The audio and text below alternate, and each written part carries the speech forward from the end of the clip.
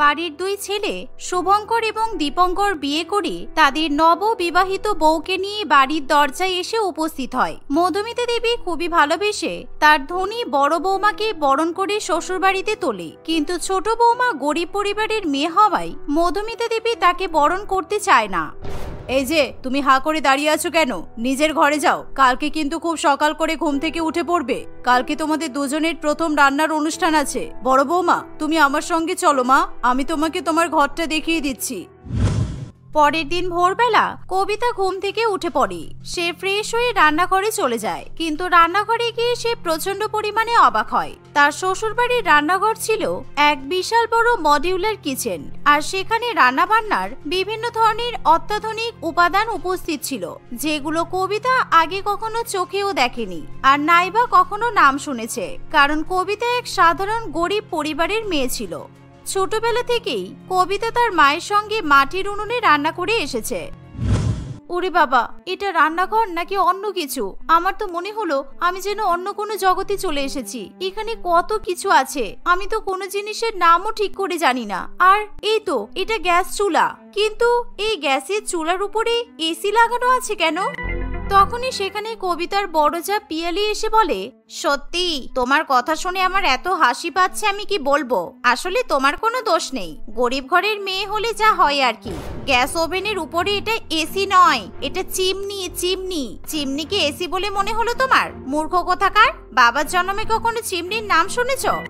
Chimney? হ্যাঁ, chimney দিয়ে তো ধোয়া বেরোই, আমি এটাই জানি, কিন্তু এখানে তো কাঠের উনুনে রান্না করা হয় না, তাই ধোয়া হওয়ারও তো কোনো চান্স নেই। তাহলে এখানে চিমনি কেন লাগানো হয়েছে? তোমার মতো গরিব ভিখারিদের আমি কিছু বোঝাতে পারবো না। গরিব পরিবারের মেয়ে গরিব হয়েই থাকো, বড় লোকেদের জিনিস নিয়ে অত কৌতূহলী হওয়ার দরকার নেই। সাত সকালে এখন রান্নাঘরে কি করতে এসেছো সেটা বলো। এখনো তো শাশুড়ি মা ঘুম থেকে ওঠেনি, আমাদের প্রথম রান্নার অনুষ্ঠান শুরু হতে এখনো দেরি আছে। তাহলে কি করছো এখন তুমি রান্নাঘরে? না, আসলে আমি ভাবলাম সবাই তো ঘুমাচ্ছে, আমি বরং সবার জন্য চাটা করে রাখি। সকালবেলা তো সবাই চা জল খাবার খাবে, কিন্তু রান্নাঘরে এসে আমি তো কোনো হাতামাতাই পাচ্ছি না। এখানকার সব জিনিসই আমার অজানা। আচ্ছা দিদি, তুমি এই গ্যাসের চুলাটা একবার ধরিয়ে দিতে পারবে? তাহলে আমি সবার জন্য চা জল খাবারটা তৈরি করে রাখবো। না, আমি কিছু করতে পারবো না। আমি কি তোমার চাকর নাকি যে তুমি আমাকে হুকুম করবে আর আমি তোমার কথা মতো সব কাজ করে দেবো? গ্যাস ওভেনে আগে কখনো রান্না করনি তো, তাই তুমি রান্না করতেও পারবে না। তুমি এখন যাও, শাশুড়ি মা ঘুম থেকে উঠলে তারপর তুমি আসবে। এই বলে পিয়ালি কবিতাকে রান্নাঘর থেকে তাড়িয়ে দেয়, আর সে নিজেই বাড়ির সকলের জন্য চা বানাতে শুরু করে। কিছুক্ষণ পর পিয়ালির শাশুড়ি মা রান্নাঘরে এসে পিয়ালিকে চা বানাতে দেখে প্রচন্ড পরিমাণে খুশি হয়। এ কি বৌমা, তুমি এত সকালবেলা ঘুম থেকে উঠে রান্নাঘরে এসে চা বানাচ্ছ? ও মা, এ কি সর্বনাশ! তোমার এখনো তো প্রথম রান্নার অনুষ্ঠান হলো না, আর তুমি তার আগে থেকে রান্না বান্না শুরু করে দিয়েছো। দেখেছো, আমার পছন্দ করা বৌমা কখনো খারাপ হতেই পারে না। এত ধনী বাড়ির মেয়ে, তারপরও কাজকর্মের দিকে কতটা এগিয়ে। আমি খুবই খুশি হয়েছি বৌমা। আর ওই গরিব ভিখারি মেয়েটা কোথায়? ও কি করছে? একটু আগে এসেছিল, আমাকে চা বানাতে দেখে ওর খুব হিংসা হচ্ছিল, তাই ও বলছিল ও নাকি আপনাদের সবার জন্য চা বানাবে, কিন্তু গ্যাস ওভেন ধরাতে পারেনি বলে চলে গেল। এখন থেকে আমার উপর হিংসা করা শুরু করেছে। আর মা শুনুন, ও কিন্তু আপনাদের মডিউলার কিচেনের কোনো জিনিস ব্যবহার করতে পারে না। আপনি কিন্তু এই রান্নাঘরে ওকে খবরদার রান্না করতে দেবেন না, না হলে বড়সড় দুর্ঘটনা ঘটিয়ে বসবে, আর ওর সাথে সাথে আমাদের সবাইকে অকালে মরতে হবে। ঠিক আছে বৌমা, তুমি যা বলবে তাই হবে। এখন তাড়াতাড়ি আমাকে এক কাপ চা দাও তো দেখি। হ্যাঁ মা, দাঁড়ান, আমি এখনই দিচ্ছি। আপনার বড় বৌমা শ্বশুর বাড়িতে এসে এই প্রথমবার চা বানালো, খেয়ে দেখুন তো চাটা টেস্টি হয়েছে কিনা। প্রথমবার চা বানালে? আচ্ছা আচ্ছা, কিন্তু বৌমা এই চাটা তো নোনতা। এ বাবা, তুমি তো চায়ে চিনির বদলে নুন দিয়েছো। ভাগ্যিস আমি আগে চাটা খেয়ে দেখে নিয়েছি। কোনো অসুবিধা নেই, আমি জানি তুমি বড়লোক বাড়ির মেয়ে, তারপরও তুমি এই গরমের মধ্যে যে রান্না করার দুঃসাহস করেছো, এটা দেখেই আমি খুশি হয়েছি। কিন্তু মা, এই নোনতা চা আমি তো কাউকে দিতে পারবো না। আরে তুমি চিন্তা করছো কেন, আমি আছি তো। আমি এখনই একেবারে মালাই চা বানিয়ে দেব। তুমি সেই চা নিজের হাতে করে সবাইকে দেবে আর বলবে যে তুমি বানিয়েছো। তারপর বাকিটা আমি দেখে নেব। এখন তো মেন রান্নার অনুষ্ঠান বাকি আছে। ওই গরিব ভিখারি মেয়েটাকে এই গরমের মধ্যে কিভাবে কষ্ট দিতে হয় সেটা আমি ভালো করেই ভেবে নিয়েছি। এভাবেই মধুমিতা দেবী তার বড় বৌমার সঙ্গে ফোন দিয়ে আটতে শুরু করে। কিছুক্ষণ পর কবিতা আবার রান্নাঘরে আসে। কি গন্ধ বেরোচ্ছে তোর গা থেকে। ছি, তুই রান্নাঘরে এসেছিস, তোর গায়ের গন্ধে আমার তো গা গুলিয়ে উঠছে। মা, আপনি কোনো গন্ধ পাচ্ছেন না? হ্যাঁ, ইস, যেন মনে হচ্ছে ইঁদুর মরা গন্ধ। শোনো ছোট বৌমা, তুমি তো গরিব ঘরের মেয়ে, তুমি আমাদের মডিউলার কিচেনের কোনো কিছুই ব্যবহার করতে পারবে না, আর একদিনে তোমাকে কোনো কিছু শেখাতেও পারবো না। তাই আজকে সমস্ত রান্না কিন্তু তুমি মাটির উনুনেই করবে। তোমার তো মাটির উনুনে রান্না করার অভ্যাস। মাটির উনুনে রান্না করার কথা শুনে কবিতা বরং খুশি হয়। ঠিক আছে মা, তাহলে আমি এখনই বাইরে থেকে মাটি নিয়ে আসছি, কিন্তু রান্নাঘরের কোথায় উনুনটা বানাবো একটু বলে দেবেন, আমার একটু ফাঁকা জায়গা দরকার পড়বে। তোমার মাথা খারাপ হয়ে গেছে? তুমি মডিউলার কিচেনে উনুন বানিয়ে রান্নাঘরটা নষ্ট করবে? মাটি নিয়ে সোজা ছাদের উপর চলে যাও, ছাদেই তুমি উনুন বানাবে, আর সমস্ত রান্না বান্না তুমি ছাদেই করবে। তোমার যা যা দরকার তুমি রান্নাঘর থেকে নিয়ে চলে যাবে, কারণ তোমার গা থেকে গন্ধ বেরোচ্ছে। তুমি বারবার রান্নাঘরে এসে এই গরমের মধ্যে বড় বৌমাকে বিরক্ত করবে না। কিন্তু মা, এই গরমের মধ্যে আমি ছাদে কিভাবে রান্না করব? কারণ ছাদে তো প্রচন্ড গরম, আর এই রোদে আমার তো মাথা ঘুরে যাবে। বাবা, এমন ঢং করছো যেন তুমি কত ধনী পরিবারের মেয়ে। বাড়ির উঠানে যখন খোলা আকাশের নিচে প্রখর রোদের মধ্যে মাটির উনুনে রান্না করতে, তখন বুঝি তোমার মাথা ঘুরতো না? বড়লোক শ্বশুর বাড়িতে এসেই নাটক শুরু করেছে। চুপচাপ শাশুড়ি মা যা বলছে সেটা শোনো। এই শোনো, কি রান্না করতে হবে আমি কিন্তু তোমাকে কিছুই বলবো না। তোমার যা ইচ্ছে তুমি রান্না করতে পারো, কিন্তু শুনে নাও, আজকে আমাদের বাড়িতে অনেক অতিথি আসবে। কম করে 100 জন ধরে নাও। 100 জনের রান্না কিন্তু তোমাকে করতে হবে। এই শুনে কবিতা তার কাজে লেগে পড়ে। সে প্রথমে মাটির উনুন বানানোর ব্যবস্থা করে। বাইরে থেকে মাটি নিয়ে এসে সে সোজা ছাদের উপরে চলে যায়, আর সে উনুন তৈরি করে তাতেই যাবতীয় রান্না বান্না করা শুরু করে। অন্যদিকে মা, 100 জনের রান্না করতে হবে? এত জনের রান্না আমি কিভাবে করব? এই গরমের মধ্যে কিছুতেই তো সম্ভব নয়। তারপর আবার আপনাদের রান্নাঘরে এসি নেই, আর সবচেয়ে বড় কথা হলো আমি তো কিছু রান্না করতেই জানি না। দেখলেন তো, চা বানাতে গিয়ে আমি কেমন গন্ডগোল করে বসলাম। আরে 100 জন নয়, আমাদের বাড়িতে ওই 40-50 জন আসবে। আমি তো ইচ্ছা করে ওই গরিব মেয়েটাকে গরমের মধ্যে কষ্ট দেওয়ার জন্য বেশি বেশি করে রান্না করতে বলেছি। আর তুমি চিন্তা করছো কেন? আমি তোমার ননদকে এখনই ডেকে নিচ্ছি। আমি আর নন্দিনী দুজনে মিলেই সমস্ত রান্না বান্না করব। আমরা জানি তুমি ধনী বাড়ির মেয়ে, এই গরমের মধ্যে তোমার রান্নাঘরে দাঁড়াতে কষ্ট হবে। তবুও কেউ যাতে সন্দেহ না করে, তাই তোমাকে কিন্তু রান্নাঘরেই থাকতে হবে। ঠিক আছে মা, তাই হবে। আপনি সত্যিই কত ভালো। এই বলে পিয়ালি তার ননদ নন্দিনীকে রান্নাঘরে ডেকে নিয়ে আসে। নন্দিনী এবং তার মা মধুমিতা দেবী দুজনে মিলে রান্না বান্না শুরু করে দেয়, আর পিয়ালি শুধুমাত্র দাঁড়িয়ে দাঁড়িয়ে দেখতে থাকে। গরমের মধ্যে রান্না করতে নন্দিনী এবং তার মায়ের প্রচন্ড কষ্ট হয়। মা, আজকে তো বড় বৌদির রান্নার অনুষ্ঠান। বড় বৌদি তো কিছুই রান্না করছে না, আর এই গরমের মধ্যে তুমি আমাকে দিয়ে খাটাচ্ছ। আমার খুব গরম লাগছে, আমি আমার ঘরে যাব। এই ঘরে যাব মানে? একটা চড় দেব। এত রান্না আমি একা একা করতে পারবো?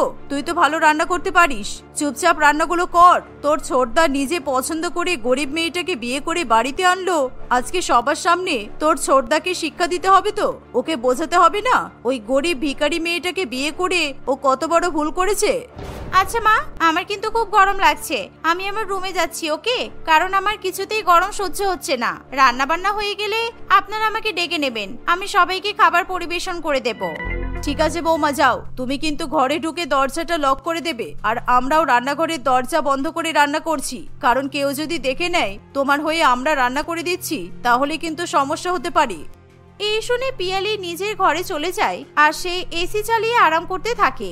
অন্যদিকে ছাদের উপর প্রচন্ড রৌদ্রের মধ্যে কবিতা ভীষণ কষ্ট করে কাঠের উনুনে রান্না করে। প্রচন্ড রৌদ্রের তাপে তার মাথা ঘুরিয়ে আসে, তবুও সে হাল ছাড়ে না।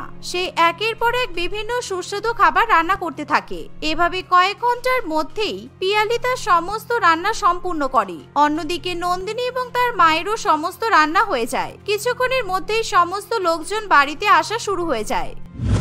বাড়ির দুই বৌমা তখন একে একে সমস্ত অতিথিদের খাবার পরিবেশন করতে থাকে। দুই বৌমার হাতের রান্না খাওয়ার পর সকলেই কবিতার প্রশংসা করতে শুরু করে, আর সকলেই অতিরিক্ত বেশি পরিমাণে খাবার খেতে থাকে। এই বাসন্তী পোলাও, আলুর দম, বেগুনি, চিকেন কষা, ফ্রাইড রাইস, মুড়ি ঘন্ট, ভেটকি মাছের পাতুরি, আমের চাটনি, এই রান্নাগুলো একেবারে সেরা হয়েছে। আমি একাই তো 10 জনের খাবার খেয়ে নিলাম। দুর্দান্ত দুর্দান্ত।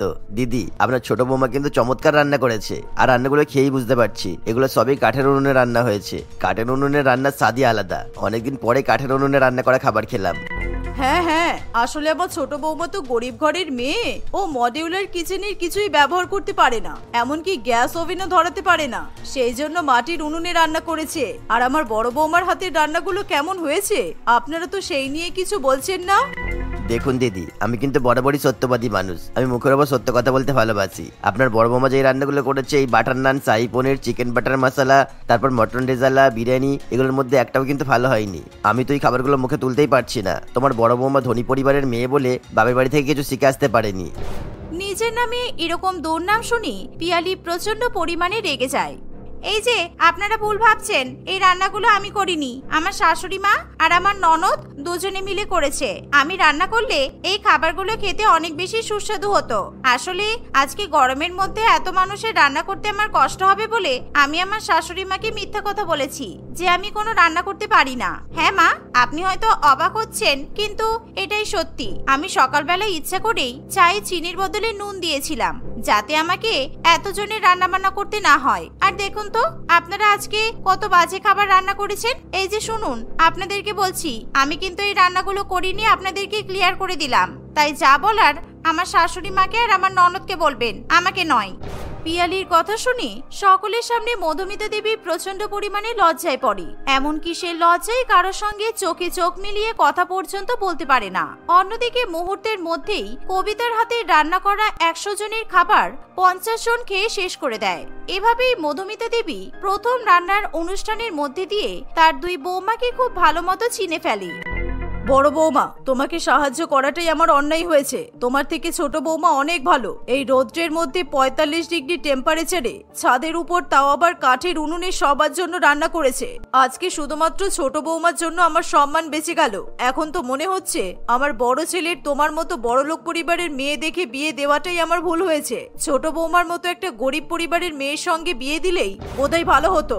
আর ছোট বৌমা, আমি তোমার সঙ্গে অনেক অন্যায় করেছি, তোমাকে অনেক কষ্ট দিয়েছি মা, তুমি আমাকে ক্ষমা করে দাও। আজকে থেকে আমার 2 বৌমা আমার চোখে সমান। আমি আর তোমাদের মধ্যে কোনো ভেদাভেদ করব না, আমি সবার সামনে কথা দিলাম। চুমকি দমদম গার্লস স্কুলে পড়াশোনা করে। সে পড়াশোনাতে খুবই ভালো ছিল আর তার নিয়ম অনুবর্তিতা নজর করার মতো। তাই তাকে স্কুলের সকল শিক্ষক এবং শিক্ষিকারা ভীষণ ভালোবাসে। আর এর ফলেই অন্যান্য স্কুল ছাত্রীরা চুমকির উপর হিংসা করে। প্রতি বছর চুমকির পরীক্ষায় প্রথম হওয়া ছিল এই হিংসার মূল কারণ। চুমকি প্রত্যেকদিন সকালবেলা 6টার সময় ঘুম থেকে উঠে আগে ফ্রি হ্যান্ড এক্সারসাইজ করে এবং তারপরেই মাথা নিচু করে পড়াশোনা করতে বসে পড়ে। সকাল 9টা পর্যন্ত পড়াশোনা করার পর সে স্নান করে স্কুল ড্রেস পরে টিফিন নিয়ে স্কুলে চলে যায়। এভাবেই সকালবেলা একদিন চুমকি মাথা নিচু করে বইয়ের মধ্যে মুখ গুজে পড়াশোনা করছে। এমন সময়, এরকম করে মাথা নিচু করে পড়াশোনা করতে নেই চুমকি। তুই যদি এরকম প্রত্যেকদিন মাথা নিচু করে পড়াশোনা করিস তাহলে তোর পিঠ কিন্তু একদম কুঁজো হয়ে যাবে। সবসময় টেবিলের উপর বই রেখে শির দ্বারা সোজা করে পড়াশোনা করতে হয়। না মা, আমার পিঠে কিছু হবে না। আর আমি কতবার বলেছি পড়াশোনা করার সময় তুমি আমাকে ডিস্টার্ব করবে না। সামনেই আমার ক্লাস 9 এর অ্যানুয়াল পরীক্ষা, তাই আমাকে এখন বেশি করে পড়াশোনা করতে হবে। এখনকার দিনে ছেলে মেয়েদের কিছু বলাই যায় না, আর আমার মেয়েটাও হয়েছে তেমনি। সারাক্ষণ এরকম ভাবে মুখ গুজে পড়াশোনা করার জন্য তোর শরীর কিন্তু খারাপ হবে, তখন কি হবে দেখিস। এই বলে রত্নাদেবী রান্নাঘরে চলে যায় এবং মেয়ের জন্য টিফিন প্যাক করতে শুরু করে। চুমকির পড়া হয়ে গেলে সে তৈরি হয়ে ব্যাগ গুছিয়ে স্কুলের দিকে রওনা দেয়। সেদিন স্কুলে গিয়ে তাদের প্রথম ক্লাস ছিল চন্দনা ম্যাডামের অঙ্কের ক্লাস। চুমকি কমলার পাশে বসে অঙ্ক করছে। এমন সময়, কমলা, আমার না হঠাৎ করে ভীষণ পরিমাণে পিঠে ব্যথা করছে রে। আমি কিছুতেই সোজা হয়ে বসতে পারছি না। আসলে কালকে রাত্রিবেলা সারা রাত জেগে আমি মাথা নিচু করে পড়াশোনা করেছিলাম, তাই জন্য মনে হচ্ছে আমার এখন খুব কষ্ট হচ্ছে। ঠিক হয়েছে, পিঠে ব্যথা করছে, বেশি বেশি পড়াশোনা করলে এরকমই হবে। এখন চুপচাপ অঙ্ক কর, আমাকে ডিস্টার্ব করিস না। আমাকে ভালো করে বোর্ড দেখে অঙ্ক টুকতে দে। এভাবেই কমলা চুমকির কথাতে কোনো পাত্তা দেয় না। কিন্তু হঠাৎ করেই চুমকির ভীষণ পরিমাণে পিঠে ব্যথা বেড়ে যায় আর সে ধীরে ধীরে কুঁজো হতে শুরু করে। তাকে এরকম কুঁজো হয়ে বসে থাকতে দেখে ক্লাসের সকলেই হাসি ঠাট্টা করতে শুরু করে, কিন্তু চুমকি পিঠ যন্ত্রণা সহ্য করতে না পেরে কেঁদে ওঠে। স্ট্যান্ড আপ চুমকি, তুমি এরকম ভাবে আমার ক্লাসের মধ্যে কুঁজো হয়ে বসে কান্নাকাটি করছো কেন? তোমার মতো ফার্স্ট গার্লের থেকে এই বিহেভিয়ার আশা করাই যায় না। উঠে দাঁড়িয়ে পড়ো এক্ষুনি। আমি আমার ক্লাসে এরকম অসভ্যতা আমি মেনে নেব না। ম্যাডামের কথা শুনে চুমকি ভয় পেয়ে যায় আর সে উঠে দাঁড়ানোর চেষ্টা করে, কিন্তু সে কিছুতেই সোজা হয়ে উঠে দাঁড়াতে পারে না। চুমকি ম্যাডামের সামনে সে কুঁজো হয়ে দাঁড়িয়ে থাকে, ফলে চন্দনা ম্যাডাম তাকে আরো বকাবকি করতে শুরু করে। ম্যাডাম, আমার পিঠে ভীষণ ব্যথা করছে, তাই আমি সোজা হয়ে দাঁড়াতে পারছি না। ম্যাডাম, আমাকে দয়া করে আমার বাড়িতে পৌঁছে দিন, না হলে আমার শরীর আরো খারাপ করবে। আর পিঠে ব্যথার সাথে সাথে আমার গা হাত পা ভীষণ পরিমাণে চুলকাতে শুরু করেছে। এই বলে চুমকি তার গা হাত পা চুলকাতে শুরু করে দেয়। এমনকি সেই মুহূর্তে তার সারা গায়ে বসন্তের দাগের মতো গোটা গোটা লাল লাল ফোসকা ওঠে। এমন অবস্থা দেখে চন্দনা ম্যাডাম তাকে আর কিছুতেই ক্লাসে বসতে দেয় না, এমনকি কোনো ছাত্রীও চুমকির পাশে বসতে চায় না। এমা, তোমার তো মনে হয় পক্স হয়েছে। চুমকি, তুমি এক্ষুনি আমার ক্লাস থেকে বেরিয়ে যাও, কারণ তোমার এই রোগ সারা স্কুলে ছড়িয়ে পড়বে আর আমাদের অন্যান্য ছাত্রীদের আর অন্যান্য শিক্ষক শিক্ষিকাদেরও তোমার মতো পক্স হয়ে যাবে। যাও, এক্ষুনি ক্লাস থেকে বেরিয়ে যাও। তুমি একা একা বাড়ি ফিরে যাও, তোমার সঙ্গে কেউ যেতে পারবে না। এই শুনে চুমকি কাঁদতে কাঁদতে ক্লাস থেকে বেরিয়ে যায়। সে প্রথমে ওরকম গায়ে বসন্তের দাগ নিয়ে স্কুলের সিকিউরিটি গার্ডের কাছে যায়। বিমল কাকু, আমার গায়ে দেখো না কেমন লাল লাল দাগ উঠেছে, আর আমার সারা শরীর ভীষণ পরিমাণে চুলকাচ্ছে, আর আমার পিঠে ব্যথা করছে বলে আমি কুঁজো হয়ে যাচ্ছি। তুমি আমাকে একটু বাড়িতে পৌঁছে দেবে? আমি একা একা বাড়িতে যেতে পারবো না। হাই হাই, তুই এরকম গায়ে লাল লাল ফোসকা নিয়ে আমার কাছে এসেছিস কেন? আর আমি তোকে কোনোভাবে বাড়িতে পৌঁছে দিতে পারবো না, কারণ তোর এরকম খারাপ রোগ যদি আমার হয়ে যায় তাহলে তো আমাকে স্কুলে রাখবে না। তুই বরং একা একা বাড়িতে যা। তোমরা সবাই আমার সঙ্গে এরকম করছো কেন? কালকে যতক্ষণ পর্যন্ত আমার শরীরে কোনো রোগ ছিল না ততক্ষণ পর্যন্ত সবাই আমাকে ভালোবাসতো। আজ এই আমার গায়ে লাল লাল ফোসকা উঠেছে আর আমি কুঁজো হয়ে গেছি, আর তখন আমার সঙ্গে সবাই খারাপ ব্যবহার করছে। এভাবেই চুমকি সবার কাছে সাহায্য চাইতে থাকে, কিন্তু কেউ তাকে ছুঁতে পর্যন্ত রাজি হয় না। তাই সে একাই কাঁদতে কাঁদতে স্কুলের বাইরে বেরিয়ে যায়। আকাশে চড়া রোদের মধ্যেই সে হাঁটতে হাঁটতে বাড়ির দিকে রওনা দেয়। তখন সে এক অটোওয়ালাকে দাঁড় করায়। অটোওয়ালাও চুমকির এরকম অবস্থা দেখে তাকে কিছুতেই অটোতে তুলতে রাজি হয় না। তুই যদি এরকম তোর রোগ নিয়ে আমার অটোতে বসিস তাহলে তোকে দেখলে তো কোনো প্যাসেঞ্জারই আমার অটোতে বসতে চাইবে না, তাই আমি তোকে বাড়িতে পৌঁছতে পারবো না রে। এই বলে অটোওয়ালা সেখান থেকে চলে যায়। চুমকি আরো ভীষণ পরিমাণে কাঁদতে থাকে, আর রোদের তাপে তার গায়ে বসন্তের দাগ আরো যেন তীব্র হয়ে ওঠে। চুমকি সহ্য করতে না পেরে অজ্ঞান হয়ে রাস্তায় পড়ে যায়। সে রাস্তায় পড়েছিল, তবুও পথচারীরা তাকে সাহায্য করে না, কারণ সবাই ভয় পায় এই রোগ তাদের গায়ে ছড়িয়ে পড়লে তাদের ক্ষতি হতে পারে। সেই সময় হঠাৎ করে একজন ডাক্তারবাবুর গাড়ি চুমকির সামনে এসে দাঁড়ায়। এই ড্রাইভার, গাড়ি থামাও। একটা রোগী ছাত্রী এরকম অজ্ঞান হয়ে রাস্তায় পড়ে আছে আর পথচারীরা তাকে তো কেউ সাহায্যই করছে না। কিন্তু স্যার, ওই মেয়েটাকে দেখে যা বোঝা যাচ্ছে ওর পক্স হয়েছে, তাই আপনি যদি এখন ওকে সাহায্য করতে চান তাহলে আপনারা তো ওই রোগ হয়ে যেতে পারে। আপনার কোনো দরকার নেই স্যার। আপনি যদি অসুস্থ হয়ে পড়েন তাহলে আপনার চিকিৎসা কে করবে? তোকে এত চিন্তা করতে হবে না, কেননা কোনো অসুস্থ মানুষকে সাহায্য করা আমার কর্তব্য। একটা ছোট স্কুল ছাত্রী রাস্তায় এরকম অজ্ঞান হয়ে পড়ে আছে আর তাকে দেখেও আমি চলে যাব? এরকম করলে তো আমার ডাক্তারের নামে লজ্জা হওয়া দরকার। আর এখনকার দিনে দেখছি মানুষত্ব একদম হারিয়ে গেছে। এই বলে ডাক্তারবাবু গাড়ি থেকে নেমে পড়ে এবং সে চুমকির পক্স রোগ উপেক্ষা করে তাকে কোলে নিয়ে নিজের গাড়িতে তুলে নেয়। সে চুমকিকে নিয়ে নিজের চেম্বারে চলে যায়। ডাক্তারবাবু চুমকির চিকিৎসা করে তার গায়ে মলম লাগিয়ে দেয়। সেই সাথে ডাক্তারবাবু ধীরে ধীরে চুমকির কুঁজো পিঠেরও চিকিৎসা করতে শুরু করে। এমন সময় হঠাৎই চুমকির জ্ঞান ফিরে আসে। মা, তোমার কি শরীর খারাপ লাগছে? আর তুমি কোথায় থাকো? তোমার বাড়ির ফোন নাম্বার আমাকে দেবে, তাহলে তোমার বাবা মাকে ফোন করে আমি তোমার অসুস্থতার কথা জানাতে পারবো। ডাক্তারবাবুর কথা শুনে চুমকি কান্নাকাটি করে। সে নিজের রোগের কথা ডাক্তারবাবুকে খুলে জানায়। এমনকি স্কুলের তরফ থেকে পাওয়া ব্যবহারের কথাও সে ডাক্তারবাবুকে বলে। চুমকি তার মায়ের নাম্বার ডাক্তারবাবুকে দিলে ডাক্তারবাবু চুমকির মাকে ফোন করে চেম্বারে আসতে বলে দেয়। কিছুক্ষণের মধ্যেই রত্নাদেবী কাঁদতে কাঁদতে ডাক্তারবাবু চেম্বারে এসে উপস্থিত হয়। আমার মেয়ের কি হয়েছে ডাক্তারবাবু? আমি ওকে অনেকবার বারণ করতাম এরকম নিচু হয়ে পড়াশোনা করবি না, তাহলে তুই কুঁজো হয়ে যেতে পারিস, কিন্তু এই আমার কোনো কথা শোনেনি। আপনি দয়া করে আমার মেয়েকে বাঁচান ডাক্তারবাবু। আপনি এত চিন্তা করবেন না, আমি ওর কুজো পেটের চিকিৎসা শুরু করে দিয়েছি। আর ওর পক্স রোগ হয়েছে। এরকম বসন্তকালে বসন্ত রোগ হওয়াটা স্বাভাবিকই, আর এই রোগ ঠিক হতে 1 মাস সময় লাগবে। তবে আমি ওর মুখ থেকে ওর স্কুলের কর্তৃপক্ষ সম্বন্ধে যা শুনলাম সেটা শুনে আমার ভীষণ খারাপ লাগলো। তাই আমাদের তাদের বিরুদ্ধে স্টেপ নেওয়া উচিত। এই বলে ডাক্তারবাবু চুমকির গায়ে একটা শাল জড়িয়ে দেয় এবং চুমকিও তার মাকে নিয়ে সেই মুহূর্তেই চুমকির স্কুলে গিয়ে পৌঁছায়। ডাক্তারবাবু প্রথমে স্কুলের প্রিন্সিপাল ম্যাডাম সুচরিতার সঙ্গে দেখা করে। প্রিন্সিপাল ম্যাডাম এরকম রোগী স্কুল ছাত্রীকে দেখে আগেই মুখে মাস্ক পরে নেয়। দেখুন স্যার, আমাদের এই বিষয়ে কিছু করার নেই, কারণ এই বসন্ত রোগ ভীষণ পরিমাণে ছোঁয়াচে। তাই আমরা চুমকিকে কোনো রকম ভাবে সাহায্য করতে পারবো না। আর এমনিতেই 1 সপ্তাহের মধ্যে আমাদের অ্যানুয়াল পরীক্ষা শুরু হবে। তাই আমার মনে হয় চুমকি এই বছর পরীক্ষা দিতে পারবে না। আপনি একজন স্কুলের প্রিন্সিপাল হয়ে এরকম কথা কি করে বলতে পারেন? ঠিক আছে, আমি মানছি সমস্ত ছাত্রছাত্রীদের সাথেও মিশে ক্লাস করতে পারবে না, কিন্তু পরীক্ষা দিতে কেন পারবে না? পরীক্ষা দিতে না দেওয়াটা তো একেবারেই ঠিক নয়। দেখুন, আমার এখন আপনাদের সঙ্গে বেশি কথা বলার সময় নেই, তাই আপনারা এবার আসতে পারেন। আর এমনিও চুমকি পড়াশোনাতে ভালো, তাই 1 বছর ড্রপ দিয়ে পরের বছর যখন পরীক্ষা দেবে তখন চুমকি নিশ্চয়ই আরো ভালো রেজাল্ট করতে পারবে। এই বলে সুচরিতা দেবী রোগী স্কুল ছাত্রীকে নিজের রুমের বাইরে বের করে দেয়। এমন অবস্থায় চুমকিকে দেখে অন্যান্য ছাত্রীরা তাকে খ্যাপাতে শুরু করে, আর কেউ চুমকিকে ছুঁতে পর্যন্ত চায় না। তুই আবার স্কুলে এসেছিস চুমকি? ইস, তোকে দেখতে কত খারাপ হয়ে গেছে। এই লাল লাল দাগগুলো তোর মুখের চেহারা একদম বদলে দিয়েছে। আর এই বছর তুই অ্যানুয়াল পরীক্ষা দিতে পারবি না। ছি ছি, আমার তোর জন্য খুব খারাপ লাগছে রে। এসব শুনে চুমকি কান্নাকাটি করতে শুরু করে। চুমকি আর কিছুতেই সেখানে দাঁড়াতে চায় না।